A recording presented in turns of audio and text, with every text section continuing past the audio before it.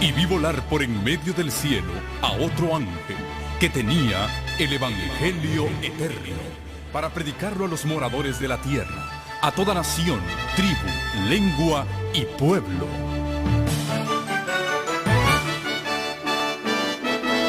Con ustedes su programa cristiano con temas bíblicos de actualidad. Un programa que trae al mundo la verdad presente. Este es el Evangelio eterno.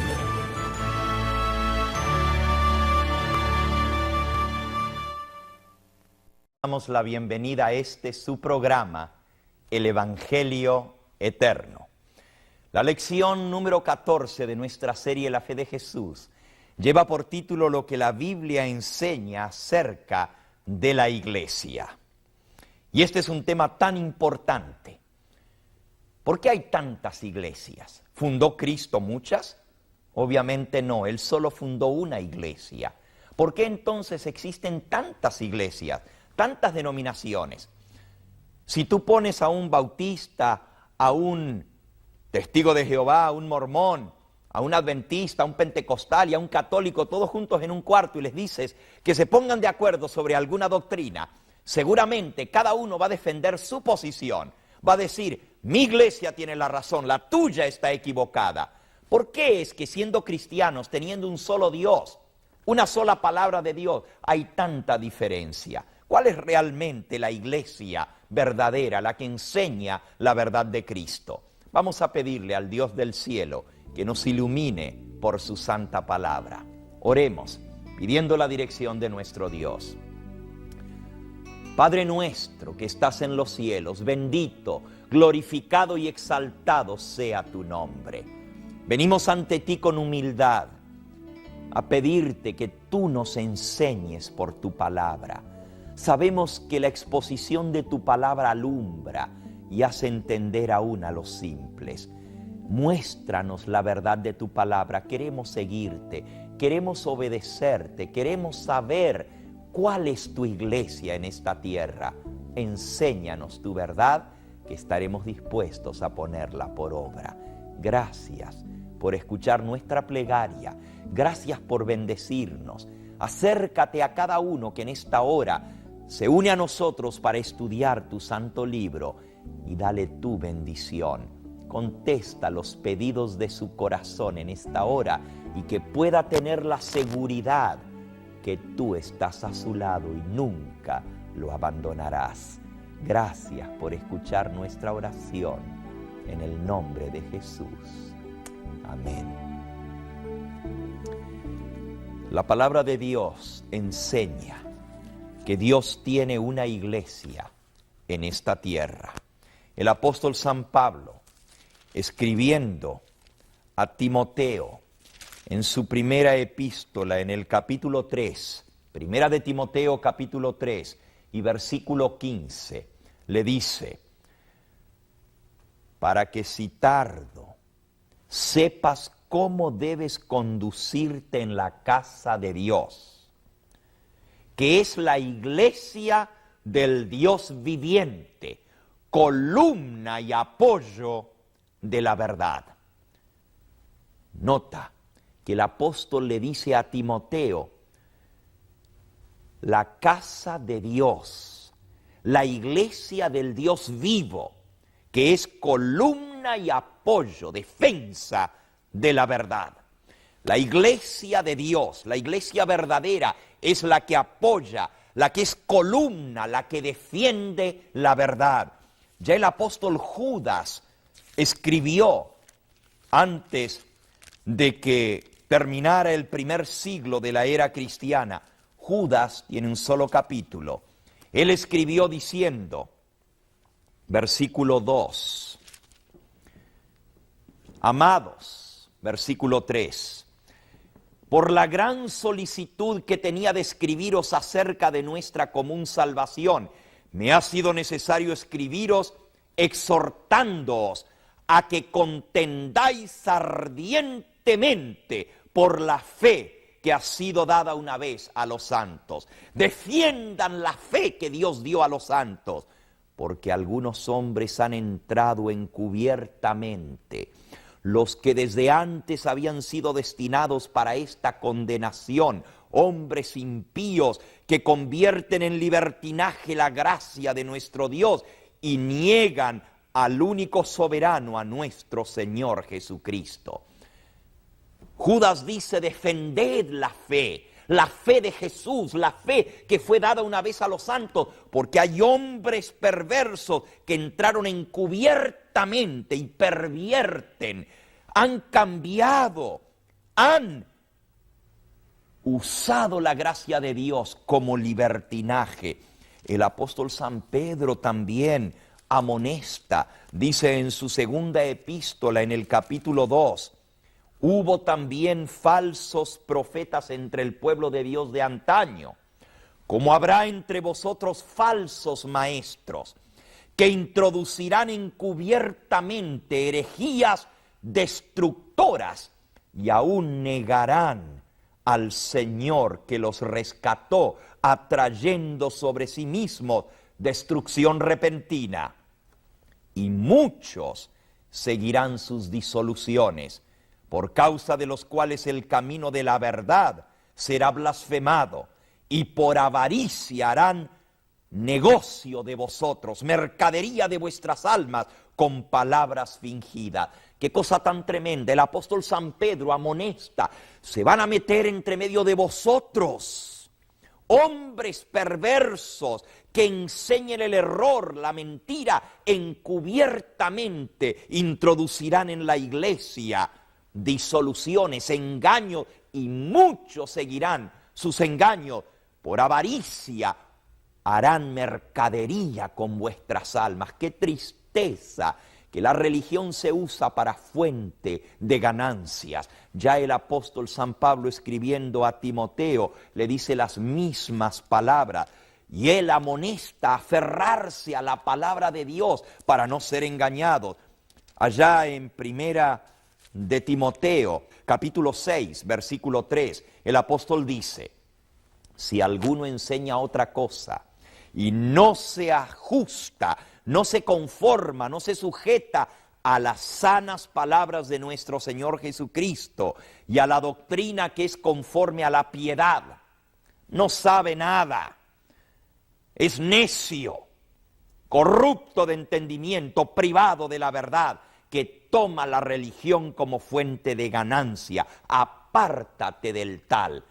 Ya en aquella época había hombres que estaban falsificando la verdad. Por eso es tan importante saber cuál es la verdadera iglesia. Cristo dijo que vendrían falsos maestros y falsos profetas. Él contó la parábola del trigo y la cizaña. Un hombre sembró buena semilla en su campo, San Mateo capítulo 13, pero dice que vino el enemigo y sembró cizaña. Y las dos iban a crecer juntas hasta la cosecha final. Quiere decir que en la iglesia habrá trigo y habrá cizaña. Habrá verdad y habrá mentira. Por eso tenemos que estar seguros de no ser engañados. ¿Cómo reconocer la iglesia que Cristo fundó? Algunos dicen, bueno, tiene que ser la más antigua. Sí, la iglesia que Cristo fundó viene de la época de los apóstoles, pero hay muchas iglesias que se llaman apostólicas. Ya en Roma, en la época del apóstol San Pablo, había divisiones en la iglesia y vienen desde aquella época. Romanos, él está escribiendo a los creyentes en Romanos, en Roma, y les dice, Romanos capítulo 16, versículo 17, os ruego, hermanos, que os fijéis en los que causan divisiones y tropiezos en contra de la doctrina que vosotros habéis aprendido, y que os apartéis de ellos, porque tales personas no sirven a nuestro Señor Jesucristo, sino a sus propios vientres, y con suaves palabras y lisonjas engañan los corazones de los ingenuos. Ya en Roma, en el año 51 de la era cristiana, no habían pasado sino unos 15 años de la fundación de la iglesia, Cuando el apóstol San Pablo les dice, hermanos, fíjense en los que están causando divisiones y tropiezos en contra de la doctrina y apártense de los tales. La iglesia puede ser muy antigua, pero ¿qué si es de aquellos que vienen de la época de Roma que causaron divisiones en contra de la doctrina? Para saber la verdad, para saber cuál es la iglesia verdadera del Señor, debe apegarse a las sanas palabras de Cristo y de los apóstoles. Debe enseñar la fe de Jesús, lo que Cristo enseñó, lo que los apóstoles enseñaron. Y debe tener como fundamento la palabra de Dios y la doctrina de los apóstoles. La primera pregunta en nuestra lección dice, ¿quién fundó la iglesia cristiana? Y obviamente la respuesta es Cristo Jesús. Sin embargo, hay muchos que usan este mismo pasaje de Mateo 16 para decir que Pedro es la roca sobre la cual se levanta la iglesia. Vamos a leerlo. San Mateo, capítulo 16, comenzando con el versículo 16 en adelante. Jesús les preguntó, ¿quién decís vosotros que yo soy? Y Simón Pedro respondió diciendo, Señor, tú eres el Cristo, el Hijo del Dios viviente. Versículo 17, Jesús le respondió, bienaventurado eres Simón, hijo de Jonás, porque no te lo reveló carne ni sangre, sino mi Padre que está en los cielos. Y yo también te digo que tú eres Pedro, y sobre esta roca edificaré mi iglesia, y las puertas del Hades no prevalecerán contra ellas. La palabra Pedro en griego se dice Petros, y piedra se dice Petra. Jesús le dijo, tú eres Pedro, y sobre esta Petra, sobre esta piedra, esta declaración que tú has hecho, Pedro, tú eres el Cristo, el Hijo del Dios viviente, se funda la iglesia. Amigo que me escuchas, el fundamento de la iglesia es la fe de que Cristo es el Hijo de Dios, el Mesías, el Redentor. Y Pedro lo dijo así, Señor, tú eres el Cristo, el Hijo del Dios viviente. Y Jesús le dijo, esto que has dicho, Pedro, no te lo reveló carne ni sangre, sino mi Padre que está en los cielos. El fundamento de la iglesia es la declaración de que Cristo es el Hijo de Dios que vino a este mundo para salvarnos. Esa es la base de la iglesia. ¿Cuál es el fundamento de la iglesia? Leamos Efesios capítulo 2 y versículo 20. Declara el apóstol San Pablo, edificados sobre el fundamento de los apóstoles y profetas, siendo la principal piedra del ángulo Jesucristo mismo. La piedra principal sobre la cual descansa todo el edificio de la iglesia no es el apóstol Pedro, aunque él fue uno de los apóstoles, pero él era un hombre sujeto a equivocarse, así como Cristo mismo le dijo. Después de eso, Pedro le dijo, Señor, no vayas a morir, que no te pase tal cosa. Y Jesús le dijo a Pedro, apártate de mí, Satanás, me eres tropiezo. Pedro era un hombre sujeto a errores, pero Jesús es el único que no se equivoca y Él es el fundamento, la piedra principal sobre la cual está basada la iglesia. Él es el único fundamento de la iglesia. Nuevamente el apóstol San Pedro, escribiendo a los corintios, les dice en 1 Corintios capítulo 3 y versículo 11, porque nadie puede poner otro fundamento que el que está establecido, el cual es Jesucristo. Cristo es la roca, la piedra sobre la cual se funda la iglesia. Él es la cabeza de la iglesia. Nuevamente, Efesios capítulo 2, dice el versículo 21, Cristo fue puesto sobre todo principado y autoridad y poder y señorío, no solo en este siglo, sino también en el venidero, sometió todas las cosas bajo sus pies y Dios lo puso por cabeza sobre todas las cosas en la iglesia, la cual es su cuerpo, la plenitud de aquel que todo lo llena en todo. Cristo es la cabeza del cuerpo que es la iglesia. Nota, no fue el apóstol Pedro la cabeza de la iglesia, ni el sucesor de Pedro.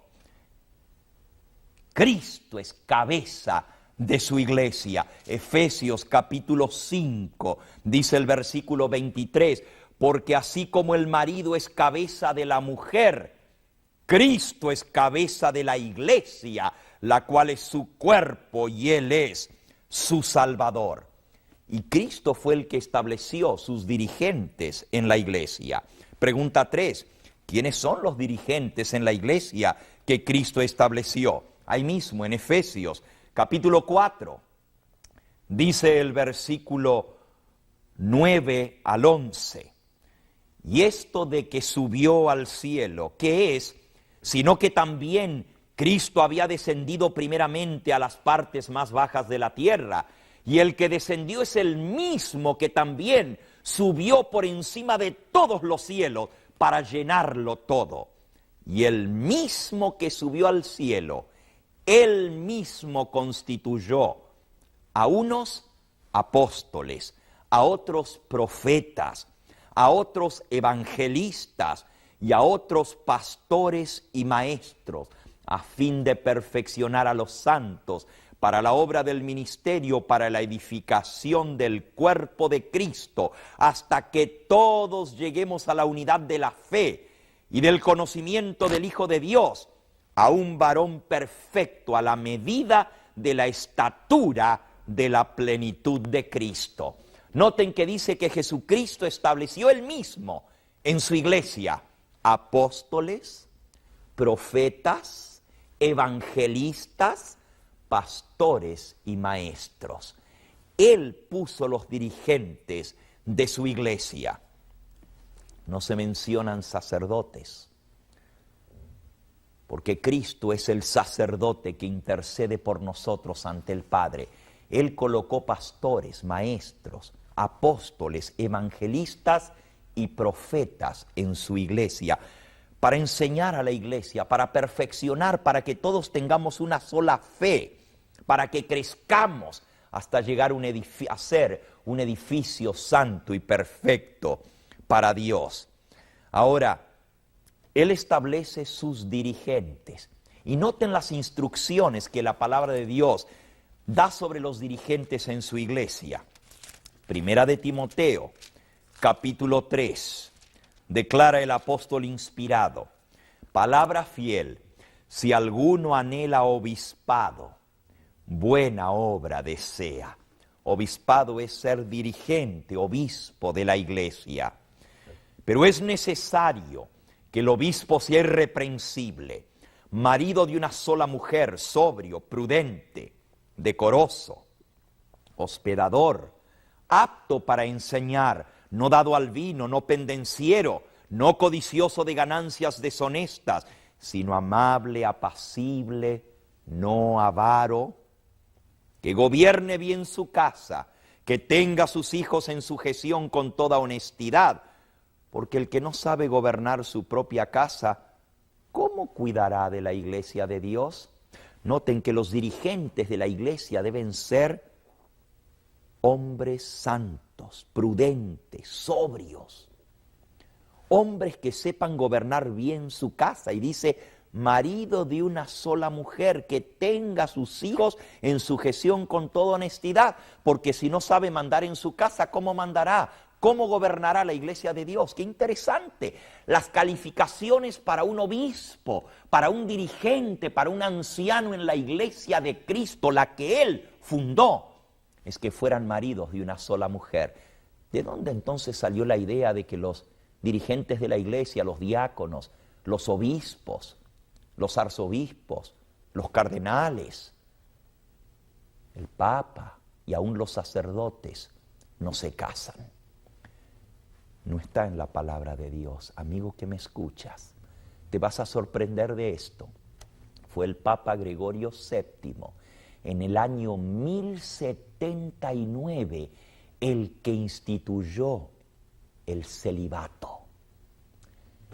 La doctrina, la enseñanza falsa de que los obispos no deben casarse. 1000 años después de la fundación de la Iglesia de Cristo, se cambió lo que Cristo y los apóstoles habían enseñado.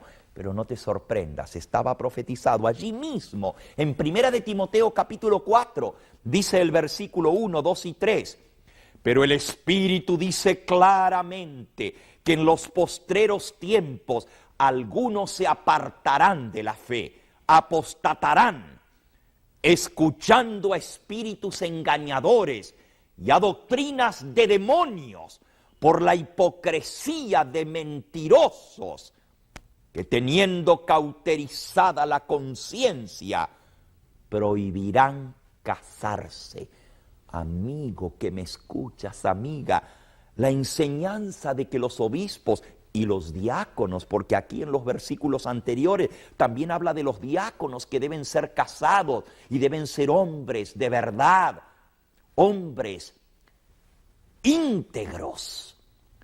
Pero luego dice el Espíritu Santo claramente, dice que algunos se van a apartar de la fe y van a escuchar a espíritus engañadores y a doctrinas de demonios. La doctrina de que los obispos, los dirigentes de la iglesia no deben casarse y los diáconos tampoco, es doctrina no de Cristo ni de los apóstoles, sino doctrina de demonios. Aquí lo dice. Entonces, esto está fuerte, pastor. No te enojes conmigo, no quiero ofender a nadie. Estoy leyendo la santa palabra de Dios. Escucharán espíritus engañadores y a doctrinas de demonios por la hipocresía de mentirosos que teniendo cauterizada la conciencia, esto es, a sabiendas de que están enseñando un error, lo enseñan y lo enseñan y lo enseñan hasta que se lo creen como si fuera verdad, se cauteriza, se quema la conciencia y ya no pueden enseñar la verdad, prohibirán a los obispos casarse. Qué cosa tan tremenda, estamos entendiendo que en el mundo religioso hay gran confusión. ¿De dónde salieron todas estas iglesias y estas enseñanzas tan diferentes de las que Cristo y los apóstoles enseñaron?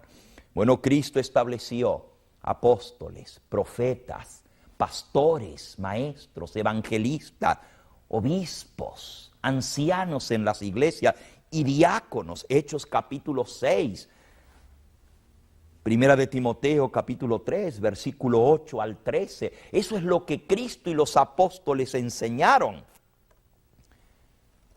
¿De dónde salieron las doctrinas falsas? Vamos a continuar este estudio porque es muy interesante. Vamos a ver el origen de las distintas confesiones religiosas. Hay 3 grandes divisiones en el mundo cristiano.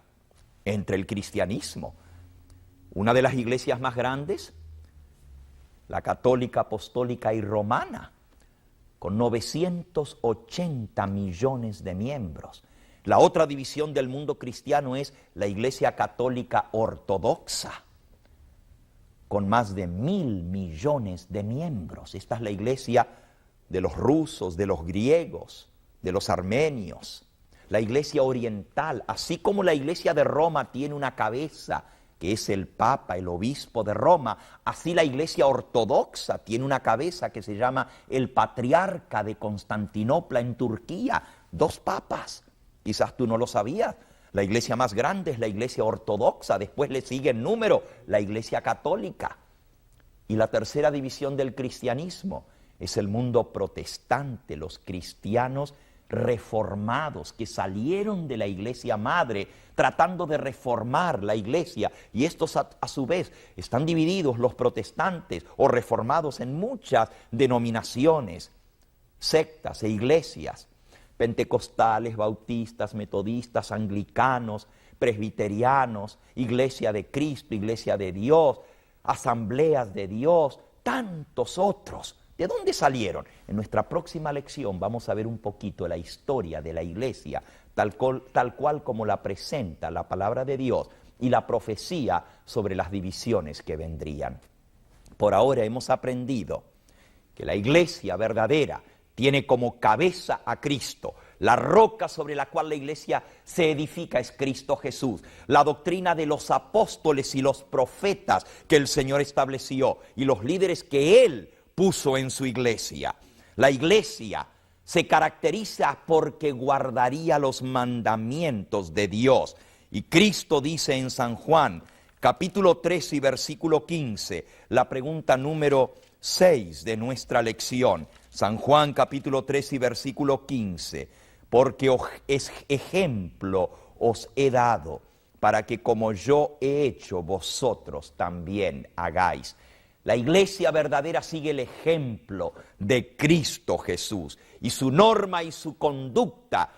Miren las dos características del pueblo verdadero de Dios en el tiempo del fin. Apocalipsis capítulo 14 y versículo 12 dice así: aquí está la paciencia de los santos, los que guardan los mandamientos de Dios y tienen la fe de Jesús. Amigo, dos características vitales.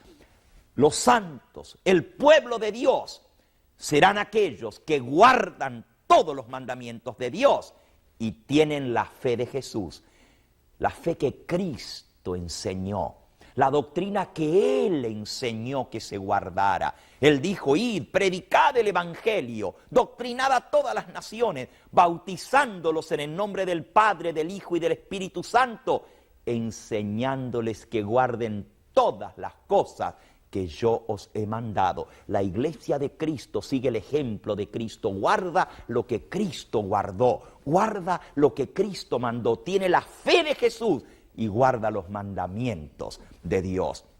Vamos a identificar esa iglesia verdadera en nuestra segunda parte de la lección 14. Por hoy, pidámosle al Señor que nos dé la humildad para entender su verdad.